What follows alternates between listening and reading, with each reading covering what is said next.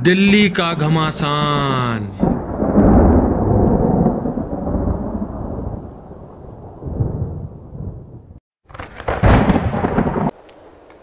नमस्कार। किसके सर सजेगा प्रधानमंत्री का ताज, कौन करेगा देश पर राज।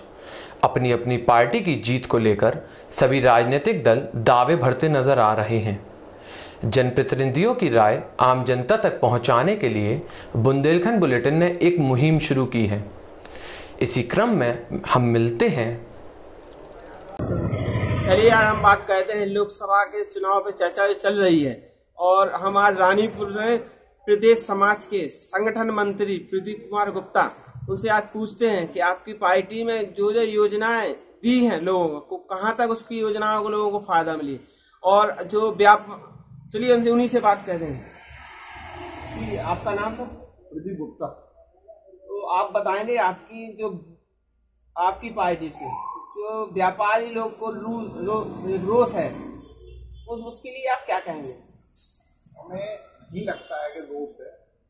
शुरुआत में नोटबंदी हुई, जीएसटी हुई, जब आपको लग रहा होगा उसमें रोष होगा। स्वाभाविक प्रक्रिया है, जब कानून में बदलाव होता है तो कुछ समय के लिए कठिनाइयां महसूस होती हैं, लेकिन आज उसके बाद इंस्पेक्टर राज खत्म है। पूरे बंद समाज, एक देश में एक टैक्स, सभी व्यापारियों में रोष अब नहीं है। अब जो पहले आज से 6 महीने पहले बात करते तो हो सकता आपकी बात कुछ सही थी। तो आपकी सरकार में जो व्यापारियों को मनाने में कुछ लगे हुए हैं कुछ लोग? हमने व्यापारियों को बहुत सारी योजनाएं दी। हमने बैंकिंग सेक्टर इतना आसान कर दिया है, इतना आसान कर दिया है कि आप कोई भी योजना लाइए, कोई भी आप उपक्रम लाइए, ब्लैक मनी के लिए बंद किए रास्ते में।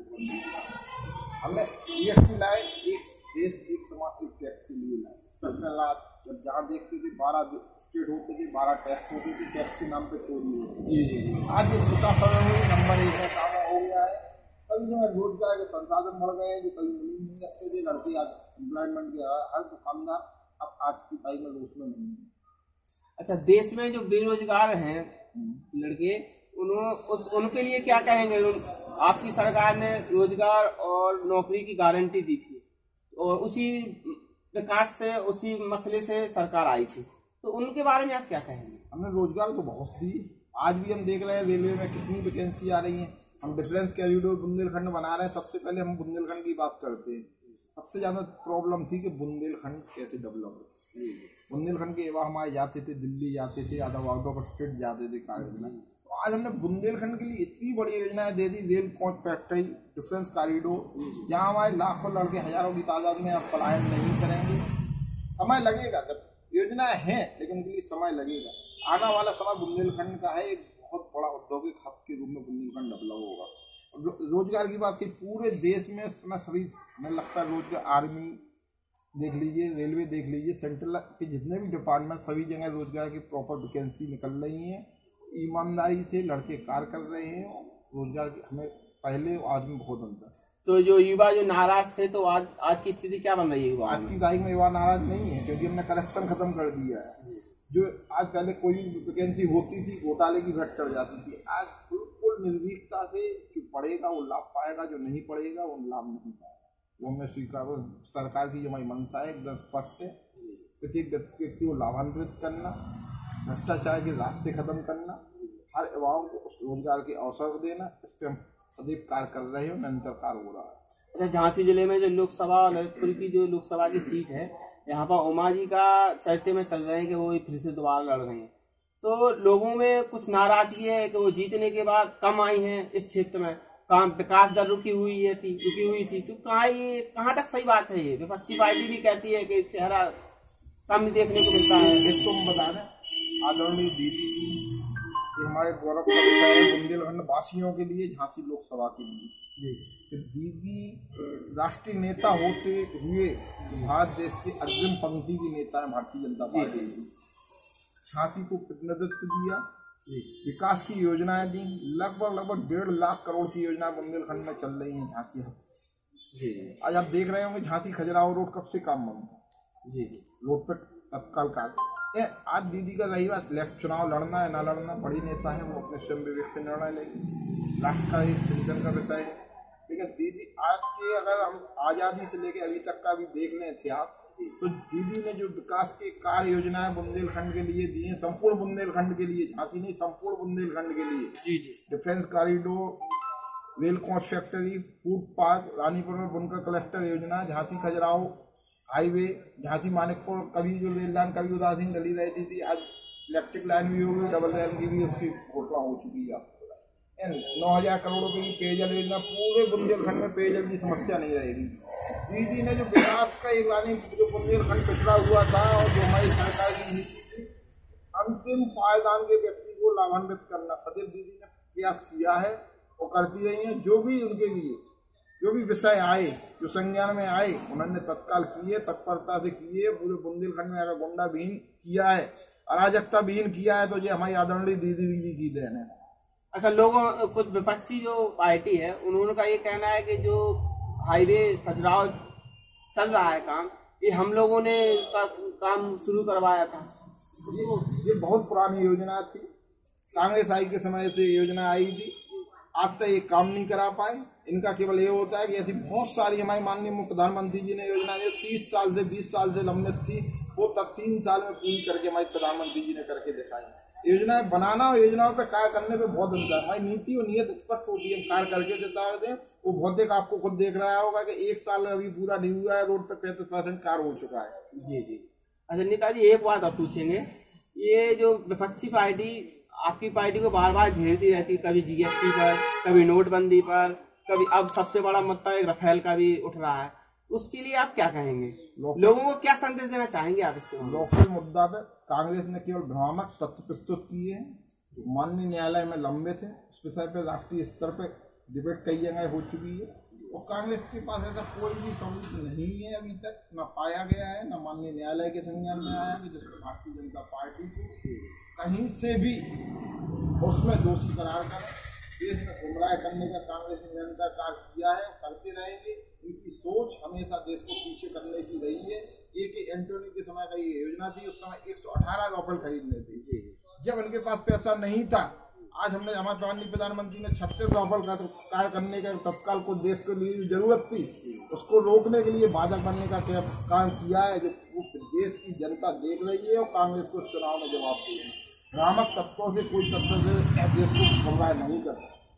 अच्छा, ये गठबंधन जो हुआ है भाजपा और सपा का, इससे आपकी पार्टी को क्या नुकसान होगा और क्या फायदा हो सकता है? हमें नहीं लगता में कोई नुकसान है, क्योंकि आज का मतदाता बहुत जागरूक है, पढ़ा लिखा है, शिक्षक है। पहले और आज में भौतिक परिस्थिति बहुत अंतर है। हमें कहीं से जो इनका वोट बैंक, इनको खुद खिसकती हुई जमीन दिख रही थी, इनका आधारहीन इनके पास इनका वोट खिसक रहा था। इन्हें घबरा के जो मौका परस्त गठबंधन किया है, ये जनता खुद इसका जवाब देगी। आज इसके बाद लोकसभा चुनाव के बाद स्वतः मंथन करेंगे कि आज हमने भ्रामक तत्व, भ्रष्टाचार को बढ़ावा, सरकार योजनाओं को सही क्रियान्वयन नहीं होना, आज देश की जनता ने उत्तर प्रदेश में बहुमत इसी बात पे दिया है और देती रहेगी। जनता आज हमारे साथ है, इनके साथ नहीं है। इसीलिए ये बेमूल गठबंधन जो हुआ है वो लोकसभा चुनाव में आज के परिणाम के बाद स्वतः देखेगा कि इनकी जमीन कहाँ है।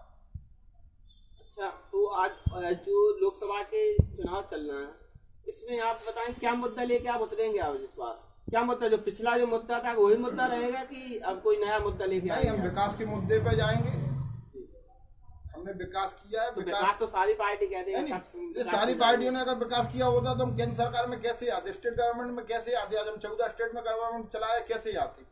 हम विकास के मुद्दे को हम सर्वोपरि है। हम युवाओं को रोजगार देंगे, देशद्रोही ताकतों को, मौका परस्त ताकतों को हम जवाब देने में सक्षम है। आज हमने जो करके दिखाया, पाकिस्तान पे हमने जो सर्जिकल स्ट्राइक की, हमारी इच्छा शक्ति थी कि कोई भी विरोधी, कोई भी दुशाय को हम पे आक्रमण करेगा तो उसको किसी प्रकार उसका सही हिसाब से माकूल जवाब दिया जाएगा। वो माननीय प्रधानमंत्री ने देके दिखाया।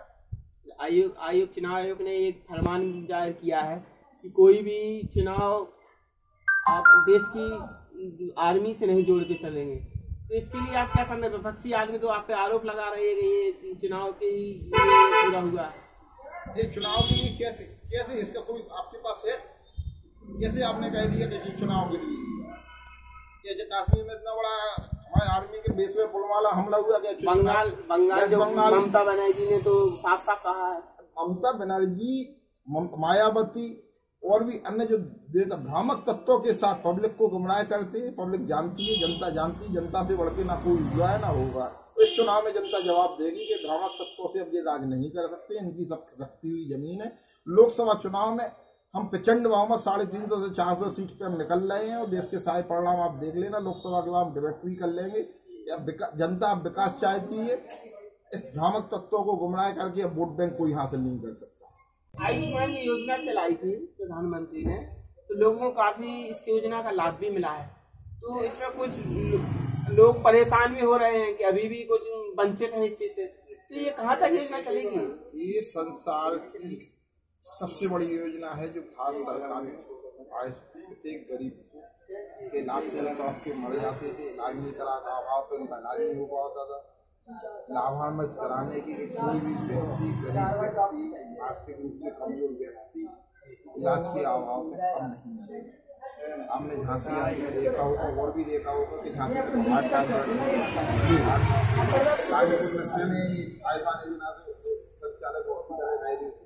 अब रही इसकी बात योजना की 3 साल पहले अब सरकार में नहीं थे। ये जब डाटाबेस बनाए गए, खूब सरकार में बनाए गए, गरीब आदमी को छूट गए हैं। जिनके लोकसभा चुनाव आने में लोकसभा चुनाव इस तरह से डाटाबेस बनेगा, ये जनता की परेशानी है, सभी के संग आ रहे हैं। क्योंकि समाजवादी पार्टी की सरकार की कोई भी योजना है, केंद्र सरकार की होती थी, समाजवादी पार्टी की चेहरा देख के कार्य होता था। जनता में तो रोष है। संवैधानिक प्रक्रिया है, कोई भी योजना जो होती है उसका लागू क्रियान्वयन कराना उत्तर प्रदेश सरकार का कार्य होता है, राज्य स्तर की सरकार का योजनाओं को सत्य कार्य रूप में कराना सरकार का दायित्व होता है। जब सरकार की नीति और नीयत सही नहीं होती है तो इस तरह की जनता में रोष आते हैं, वो हम उसके संज्ञान में है हमारे। क्योंकि जब हम देखते हैं गरीब आदमी आज भी तड़प रहा है, उसका आयुष्मान कार्ड नहीं है, एक पैसे वाले का आयुष्मान कार्ड है, तो ये योजना कब तक चलेगी? ये योजना है तो बराबर हमारी सरकार की सबसे बड़ी सफल योजना है। ये हमारी सरकार की सफल योजना हमेशा के लिए चलेगी। अच्छा, वही आवास का भी योजना जो चलाई गई है प्रधानमंत्री आवास, इसमें काफी लोगों को योजना का लाभ भी मिला है, कुछ अभी भी वंचित हैं और कई ऐसे स्तर पर हैं कि इसका लोगों को परेशानी हो रही है। पैसे की डिमांड भी करते हैं, कई गाँवों में परेशानी हो रही है। तो उसके बारे में आप क्या कहेंगे? वो अभी हमने जैसा आपसे कहा कि प्रधानमंत्री आवास योजना भाई प्रधानमंत्री की महत्वाकांक्षी योजना है, बेघर को आवास दिलाना। उस पर हमने कार्य किया है, हमने डायरेक्ट अकाउंट में उसके पैसा दिया, करप्शन नहीं हो। अगर वो पैसा अगर राज्य सरकार के चेक के द्वारा होता, नगर पंचायत और ग्राम पंचायत के चेक के द्वारा होता, तो आज जो आप कह रहे हैं कि कमीशन 10%, तो हमें लगता है 50% कमीशन में उसको चेक मिलती। लोग परेशान हो रहे हैं। मैं स्वतः पार्षद हूँ, मैं इसको मैं स्पष्ट बात है कि जो करप्शन भ्रष्टाचार है वो राज्य सरकार फैलाती है। प्रधानमंत्री जी ने इसको सर्वेक्षण किया, डायरेक्ट अकाउंट में सीधा उसकी पैसा डालने की व्यवस्था की, लेकिन बाकी सत्यापन है वो राज्य स्तर की सरकारों के द्वारा होता है, ग्राम पंचायत से होता है, नगर पंचायत से होता है, ऊर्जा कार्यालय से होता है। तो जो लाभान्वित व्यक्ति हैं, जो लाभ पाते हैं, तो कहते सरकार की बहुत अच्छी योजना है। जो आज भी वंचित है वो उनको कष्ट हो रहा है कि आज हम लाभ नहीं ले पा रहे हैं, गरीब हैं, लाभ मिलना चाहिए। ऐसे बहुत से ऐसा नहीं है कि हम ये कह रहे हैं कि 100% हमने कार्य कर दिया, लेकिन वो उसके उत्तरदायी राज्य सरकारें हैं। ये हमने आपको पहले भी बताया कि हम 2 साल से सरकार में आए हैं, ये जितने भी डाटा बनाए गए 2 साल पहले सरकारों के द्वारा बनाए गए। लेकिन अब हमारी पहली प्राथमिकता होगी कि हर गरीब को लाभ मिले। जो भी लाभकारी योजनाएं हों प्रधानमंत्री के द्वारा चलाई हुई, उनको लाभ दिलाना हमारी सरकार, राज्य सरकार का, केंद्र सरकार का, हमारे सभी अधिकारियों का दायित्व है। जो 100% पूरा होगा सभी को लाभ मिलेगा। धन्यवाद प्रदीप गुप्ता जी। ये वैश्य समाज के उत्तर प्रदेश के प्रदेश संगठन मंत्री थे और हमारे प्रदीप कुमार गुप्ता जी इस अगली बार फिर एक नया चेहरा लेके आएंगे। बुंदेलखंड बुलेटिन देखते रहिए आप। असगर अली, दिल्ली का घमासान।